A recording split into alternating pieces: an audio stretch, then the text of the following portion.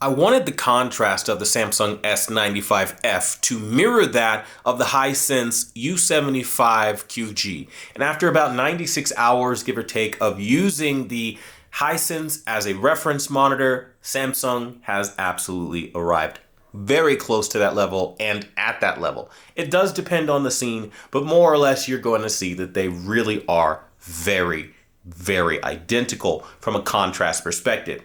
Now, the reason why this is a big deal is because this TV did not start off this way at all. In fact, it was really ugly out of the box, like really washed. I think one of the flattest TVs I've ever seen. And what I'll do is actually show you an example of something that has a bit more in the way of color so that you can see like more contrasting elements. That way you can see what I mean when I say this TV did not start off this way looking this good. I'll show you what I'm talking about. This is about where we start off at on the Samsung S95F. Everything is washed, nothing really makes sense or looks good at all, and it's generally very unimpressive. Fast forward with my settings, and this is what I've turned it into. You can clearly see how you remove all of that really blue, very flat look. And again, this is why I'm impressed, because again, out of the gate, I mean, look at that dog. It doesn't even look like, come on, pause right here. What the hell is that? You know what I mean? Versus where we are right now. Absolutely brilliant, looks fantastic. I also did an eco mode setting for something a little bit more contrasty and punchy. I mean, this TV can do it all. It really can now. And again, I think it's important to know that out of the gate, it didn't come that way. So as you can clearly see, just look at this example right here. Look at the grass, look at the dog. And then we go down here, and this is what it looked like. This is what I had to work with. So when I said like this TV was really hard, I'm not joking. It was very flat, lacked a lot of everything. Movie mode was just as bad, right? Modes don't look good at all. And then there's what I offer. And then the TV just comes to life like nothing you've ever seen. And it's tremendous. Contrast out of this world. I mean, legitimately one of the best pictures I've ever seen in my entire life now. And I want to tell you what I did. Okay, while I'm not going to give away the farm, I will tell you how to do this on your display. So with this TV, unfortunately, the Samsung S95F is just monstrously bright. Now, if you're like me, you probably, out of all the years you've been using your OLED, have been accustomed to just turning peak brightness to high.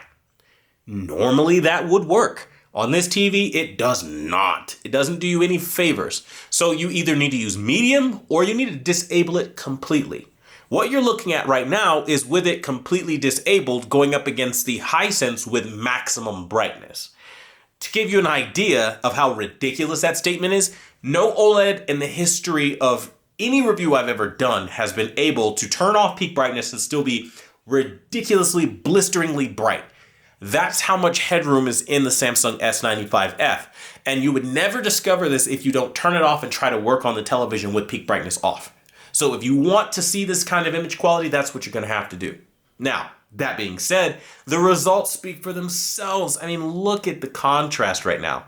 Now, the Hisense is still pulling ahead in this regard, but as I told you, this isn't the contrasty variant. This is the one that I try to get to look good. However, if I wanted, if I really wanted to, I could make this look hella contrasty. Now to do this, I would just simply need to toggle between the picture profiles that I have set up. So standard is more for a more natural look, but equally, I could just go to eco and bam, I have all the contrast in the world I could ever hope to want and need. And now it literally, again, looks like an entirely different stratosphere of television. It's immaculate, just downright ridiculous the amount of contrast, brightness, everything, three-dimensionality. It comes to life in a way that before this TV just was not doing. And that, for me, is humongous to be able to say, because typically you really do have to pick and choose. Look at the clarity on this Samsung right now. This is what you would expect from something like Panasonic or Sony, but definitely not Samsung. And the fact that Hisense, by the way, still has excellent clarity in these examples tells you how very difficult it was to get the picture quality on par, because again, This Hisense is literally no slouch. It's a very difficult TV to match and reference match. But I think we got it to a point where it's doing exactly that. I mean, look at the vibrancy right now. What is this? No, I don't want Bixby right now. Look at how just wonderful this is. It's tremendously beautiful. And the depth, I would say, is one of the things that really come forward off the screen in a way that, like, you have to see it to believe it. Like, this truly is the pinnacle of TV, period. And, like, I honestly, if I'm being 100% real with you, I don't need to see any other TVs this year to say that the best TV of 2025 is the Samsung S95F. Point blank, period. Why? The depth and three-dimensionality when you turn off peak brightness and you actually try to tune and optimize with the other features and use what the TV has to offer gives you a picture that is genuinely unrivaled. Like, I have not seen anything quite this level, quite this good. Now, that doesn't mean that the other TVs are terrible or awful, but this is doing something special and very, very different, and it needs to be documented. It needs to be said. And now, for anybody who's kind of like confused, I have the Sony Bravia 8 Mark II as well. If you'd like, we can do a rematch between those two with these new settings, and I'll try to even use this as a reference monitor to try to get the Bravia 8 Mark II where I think it would look closest to this.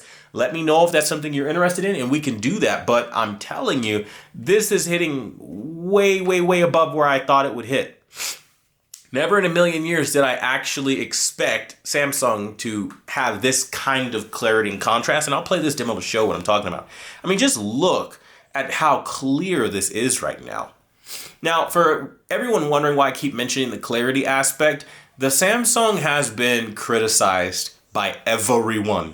Anyone who can pick up a camera and make a YouTube video in this audio-visual space has been saying that the one thing that nobody likes is the matte finish screen. I'm here to tell you right now, it is not a factor. It does not destroy contrast. It does not look bad. And there are so many people that say contrarian things like, oh, yes, it does, or no, it doesn't. You're seeing it up against a glossy screen with the Hisense U75QG, and it looks every bit as good and better. It has insane brightness, and the highlights, the way this TV aggressively hunts down highlights and brings them out is like, it's a thing of beauty. You have to see it to believe it. It's something like you would almost disbelieve that it was in the realm of possibility with how good it does it. And for me, that's a win. That's a win all day, every day when we get picture quality like that. And again, you can choose between having a more natural picture or a brighter picture. And that's what really makes this TV very unique. And that, again, there are so many multiple ways you can set this TV up that other TVs you can't really do in the same way. Now, I'm going to turn on a little bit more lights in this room here so you can see what it looks like when we have more than one thing on at a time. Just so, again, I can show you the reflections behind me from the bright light that I'm going to have on, in addition to just everything in general. I'm going to go ahead and make sure I have everything as bright as I can get it, just so you can see just how tremendous this TV does, even in a bright room environment. Like right now, brightness is just absolutely incredible right now. The whole room is lit up. Don't know how well that's going to show up on camera, but this room is well lit at this point. And I do have a light literally directly behind me, facing directly in front of the Samsung. And you're not seeing a reduction of contrast or clarity or anything like that. It's just beautiful all around. I'll see you and raise you. It's exceptional. It truly is. It's one of those kinds of pictures that, like, when you look at it, you just gotta give it the credit for being amazing. Now, again, the Hisense was the reference point. So the goal was to try to get it as close to Hisense contrast as we can. And again, I truly do think that we have been able to do that. And again, look at the picture quality. I think it kind of speaks for itself. I'll pause right here and we'll go and show you once I get to a face all zoomed in. Okay, right about there. And we're gonna go and toggle between profiles and show you what it can do. So this is the eco mode profile. Again, this targets a little bit more of a contrasty look. This is more of an accurate kind of look. So again, you can go between the two and pick which one you kind of like. And you can kind of go from there as to what you think looks better. But I can say, like, looking at the two side by side, I'm impressed. I'll just keep it here in the accurate one and just kind of show you. Even if we don't go with the most contrasty look, it still has an amazing amount of clarity that, again, it just didn't have. It was struggling to reach this kind of clarity. Now, again, Hisense, sadly, is still edging it out in terms of brighter scenes in some instances. Like now, it just has that depth. It just feels really three-dimensional on a bright scene like this. Wildly so. Samsung is really bright and looks good, though. But again, it's closer than it ever was. And I think, again, if you see it, you'll understand why I'm this excited. Because, again, picture quality doesn't typically look this good. And you've got to do a whole hell of a lot to make it look like this. And I mean, genuinely, like, you've got to do a lot of work. So I'm going to toggle back to the other profile. And you just watch in real time it go from like this, where it's really bright, to contrasty. And you have a lot more contrast coming off the screen. Again, it's tremendous stuff what is happening on the screen. Hisense has really dark colors, and that adds to depth, because you're able to adjust them. Now, Samsung does have a per color adjustment feature that they rolled out on the Samsung S95D. We are waiting for that to come out on the S95F. When that happens, I have no doubt that we'll be able to darken the blues and make it look like this. But right now, it is an advantage in favor of the Hisense, which again is something to mention. The fact that, again, a $700 TV can do this is not taking any credit away from it. So for all the good things that you are hearing that the Samsung is doing, Hisense is in a league of its own just off of value alone. But guys, I'm telling you, it really is one of those things where you've got to put a lot of effort into TVs to see what they are truly capable of, because you're genuinely never going to see that if you just take it out of the box and you just watch your TV. And again, these picture modes don't lie. They genuinely don't lie. You can toggle back and forth all day. You see the contrast kick. It's very evident. And that's why I say, again, settings make a TV what it is.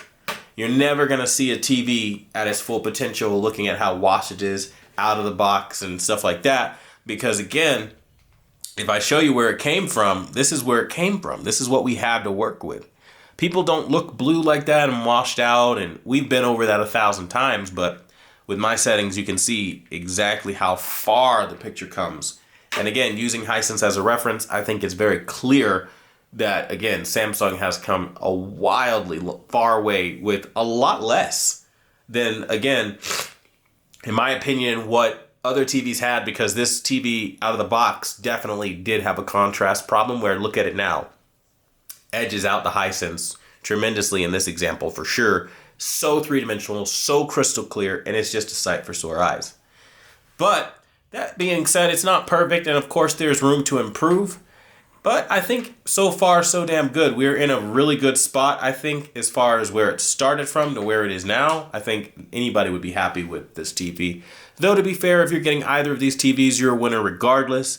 So again, take that as it is, because these are both champion level TVs that do a tremendous job.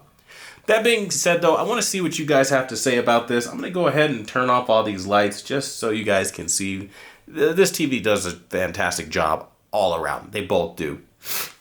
That being said, I want to thank you guys so much for watching the #1 brand in honesty. I'm personally blown away by the Samsung. I think truly it's absolutely exceptional, and you have to see it to believe it. You really have to see what I'm on about. If you have this particular television, I will be posting the settings for SDR. HDR settings will be coming later, as it is going to take a little bit more time.